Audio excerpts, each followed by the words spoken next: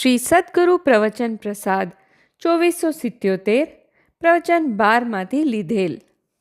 બોજો. નદીમાં પાણી વધ્યું ભય છે, તેને જોવામાં ભાર ન લાગે, મમતા ન થાય, પણ ઘડો ભરી માથે ઉપાડે ભાર લાગે. તેમ જગતના પદાર્થો પોતપોતાની શક્તિ વડે પરિવર્તન પામી તેની દ્રવ્ય સત્તાને બતાવે છે. તેને બદલે તેમાં કરતાપણું સ્થાપે છે. તે ફોકટ માથું મારે છે ને તેથી દુઃખી થાય છે. આટલા મારું માને છે, આ નથી માનતા. આટલાનું મેં કર્યું કરાવ્યું એ મમતાનો બોજો ઉપાડે છે. પણ વિચાર કરે તો તે મમતા ઘટી શકે છે.